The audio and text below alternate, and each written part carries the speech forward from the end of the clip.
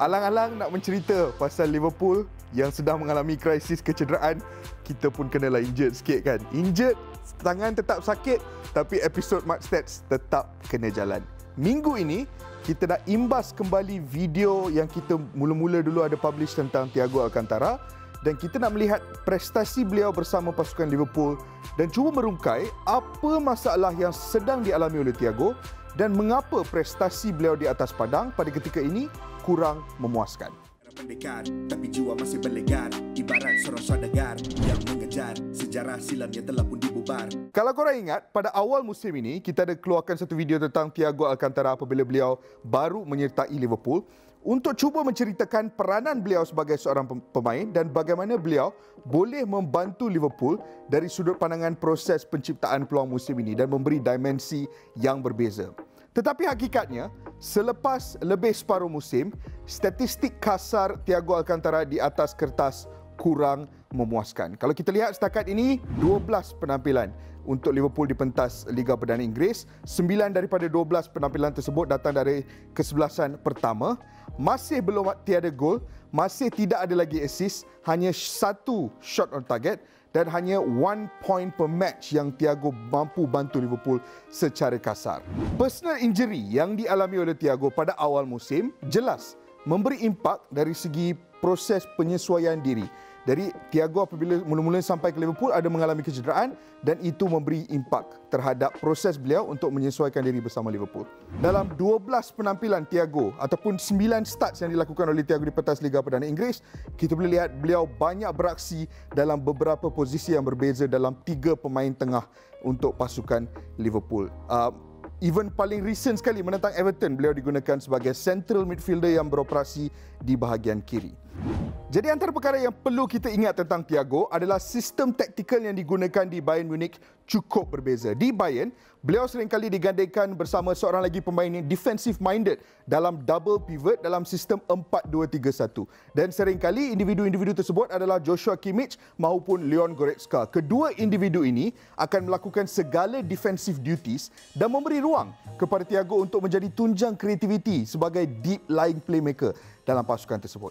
Di Liverpool pula, sistem 4-3-3 yang digunakan oleh Jurgen Klopp tidak memerlukan midfield yang kreatif kerana hakikatnya tunjang kreativiti pasukan datang dari pemain yang beraksi di bahagian depan iaitu Salah, Firmino dan Mane dan juga dua fullback mereka Trent Alexander-Arnold dan juga Andy Robertson. Kedua-dua yang banyak membantu dari sudut pandangan penciptaan peluang. Kita lihat saja statistik untuk shot creating actions musim lepas untuk pasukan Liverpool di mana anda lihat 5 pemain yang berada di tangga teratas. Kelima-lima pemain ini adalah the front three dan juga 2 fullback. Dan anda boleh lihat gap di antara Bobby Firmino dan juga Jordan Henderson yang berada di tangga ke-6 yang mempunyai 46 shot creating action. Jadi jurang perbezaan tersebut menunjukkan bagaimana Liverpool tidak bergantung kepada jentera tengah untuk mencipta peluang sebagaimana mungkin Bayern Munich bergantung kepada jentera tengah.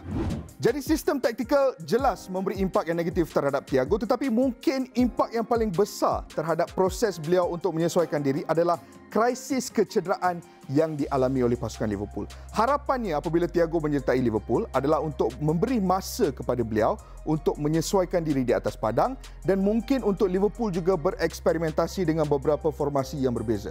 Tetapi krisis kecederaan tersebut memaksa beberapa perkara berlaku di mana Liverpool tidak dapat melakukan eksperimentasi ataupun menukar formasi dan Thiago juga terpaksa bermain ataupun diturunkan dalam beberapa posisi yang beliau cukup tidak comfortable dan ini memberi impak kepada aksi Thiago dari 3 sudut pandangan yang berbeza. Pandangan pertama adalah dari segi posisi. Seperti yang dikatakan, di Bayern Munich, beliau sering beraksi dalam double pivot dan beroperasi sebagai deep lying playmaker. Tetapi di Liverpool dalam sistem 4-3-3 memandangkan Liverpool adalah pasukan yang seringkali melakukan high pressing dan seringkali berdepan dengan pasukan lawan yang bertahan dengan low block. Ini memaksa Thiago untuk beroperasi lebih tinggi di atas padang. Kalau kita lihat statistik musim ini, Thiago punya touches per 90 by different zones. Kita boleh nampak musim ini beliau lebih banyak banyak menyentuh bola di attacking third berbanding dengan defensive third. Kalau dibandingkan dengan 2 musim lepas bersama Bayern Munich, beliau lebih banyak menyentuh bola di middle third dan juga defensive third sebagai seorang pemain yang beroperasi di posisi deep lying playmaker. Impact kedua terhadap aksi Thiago adalah beliau musim ini ditugaskan untuk melakukan pressing dengan begitu agresif. Kita boleh lihat benda ini dari 2 sudut pandangan yang berbeza. Pada mulanya kita lihat pressures per 90. Musim ini bersama Liverpool, beliau lebih banyak melakukan pressing berbanding dengan 2 musim lepas bersama Bayern Munich, di mana tugas pressing tersebut mungkin diberikan kepada pemain-pemain lain seperti Goretzka dan juga Kimmich. Tetapi musim ini di pasukan Liverpool, apabila anda beraksi di bahagian tengah, anda perlu melakukan pressing dan itu yang boleh kita lihat. Berbanding juga satu lagi kriteria, passes under pressure. Di Bayern Munich, dengan ketenangan yang dimiliki oleh Thiago, beliau seringkali digunakan sebagai pemain yang beroperasi dengan begitu deep dan ditekan oleh pasukan lawan. Dan beliau akan menyerap tekanan tersebut dan melakukan hantaran-hantaran dengan kemas untuk mencari rakan pasukan yang mempunyai ruang. Di Liverpool, passes under pressure hanya 9.5 per 90 minutes berbanding dengan 17 dan 13.4 bersama Bayern Munich. Itu boleh lihat perbezaan dari segi peranan di atas padang. Tetapi mungkin impak yang terbesar adalah dari segi peranan beliau di atas padang untuk Liverpool musim ini dari sudut pandangan yang defensif. Kerana apa yang penting adalah dengan krisis kecederaan yang dialami Liverpool, Henderson dan Fabinho, 2 pemain paling penting mereka di posisi defensive midfield, terpaksa beraksi di posisi centre back. Dan ini memberi tugas yang lebih berat kepada Thiago dari sudut pandangan defensif. Jadi kalau kita lihat, musim ini Thiago Alcantara adalah pemain Liverpool yang paling banyak melakukan fouls setiap 90 minit. 2.77 fouls per 90 minit.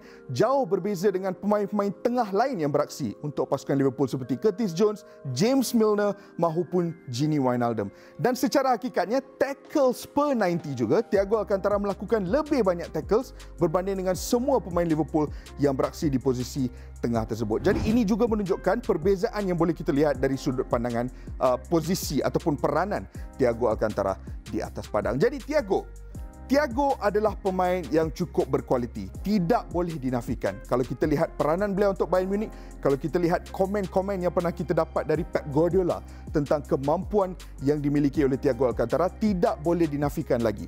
Tetapi hakikatnya, pelbagai masalah yang dialami Liverpool musim ini, terutamanya krisis kecederaan, memaksa Thiago untuk bermain dalam posisi yang berbeza dan merencatkan proses penyesuaian diri beliau dalam skuad Jurgen Klopp. Jadi peminat Liverpool di luar sana, apa pandangan anda tentang apa yang perlu dilakukan oleh Jurgen Klopp untuk kita lihat Thiago beraksi dengan potensi sebenar yang kita cukup mengenali ada dalam diri beliau?